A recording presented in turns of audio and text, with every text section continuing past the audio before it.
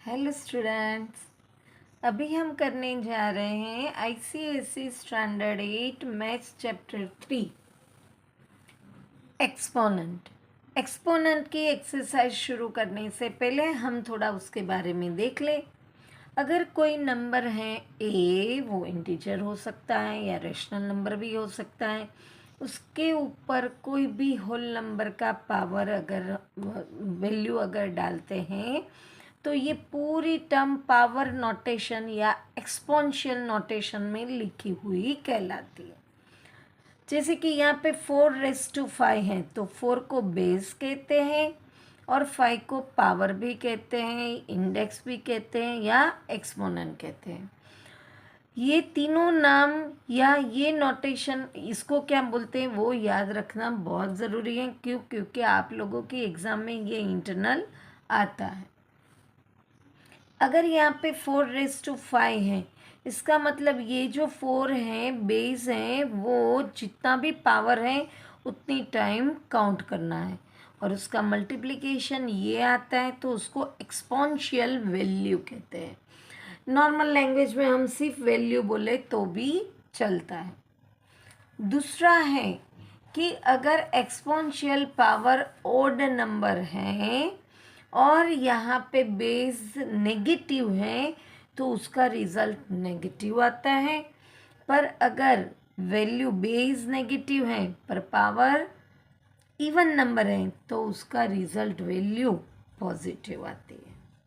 कई बार बच्चे negative value को ब्रैकेट में नहीं दिखाते हैं तो भी गलत होता है।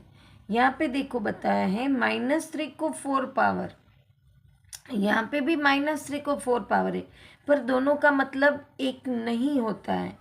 यहाँ पे -3 का मतलब है -3 4 टाइम और ये इवन पावर है तो वैल्यू उसकी नेगेटिव पर बेस होने के बावजूद पॉजिटिव होगी।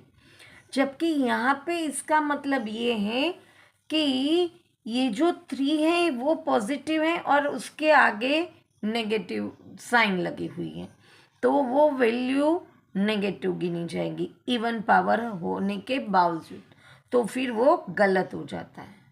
बस यही चीज़ को हमें ध्यान रखना है। अब हम एक्सरसाइज शुरू करते हैं।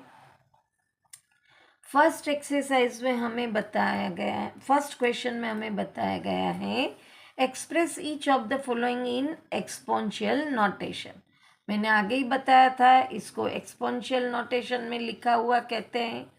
तो यहाँ पे 5 है और वो है कितनी बार 1 2 3 4 5, तो 5 को पावर 5 ये उसका नोटेशन हो गया। यहाँ पे 4 टाइम है 7 तो 7 को पावर 4। यहाँ पे 4 टाइम है -2/5 तो नेगेटिव को ब्रैकेट में लिखने के बाद 4 करेंगे। अब देखो यहाँ पे बेस अलग अलग है तो उस हर एक के पावर भी अलग अलग लगेंगे। ऐसा नहीं कि सबका एक ही पावर हम लगा दें। तो यहाँ पे ए को 2 पावर लगेगा, बी को 3 और सी को 4 पावर लगेगा। फिर यहाँ पे -2 न्यूमेरिकल वैल्यू है और ए भी है तो -2 2 टाइम है तो -2 को 2 पावर और ए 4 टाइम है तो ए को 4। यहाँ पे 2/3 जो है वो है 3 टाइम तो उसका 3 पावर और -x 4 टाइम है तो उसका 4। ऐसे हर एक का अलग सेम लाइक टर्म का ही नोटेशन बनता है। सेकेंड क्वेश्चन में हमें बोला गया है right exponent and the base of each of the following. तो मैंने आगे एक्सप्लेनेशन में आपको बता दिया है ये जो नीचे की वैल्यू होती है वो बेस होता है और ऊपर जो होता है वो एक्सपोनेंट या तो पावर भी कह सकते हैं। यहाँ पे -1 जो है वो बेस है और 5 जो है वो एक्सपोनेंट है। यहाँ पे 0.3 जो है वो बेस है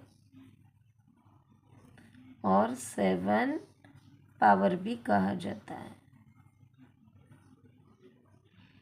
यहाँ पे 2/11 फ्रैक्शन में रेशनल नंबर में है, वो है बेस और 6 पावर है, एक्सपोनेंट भी कहा जाता है।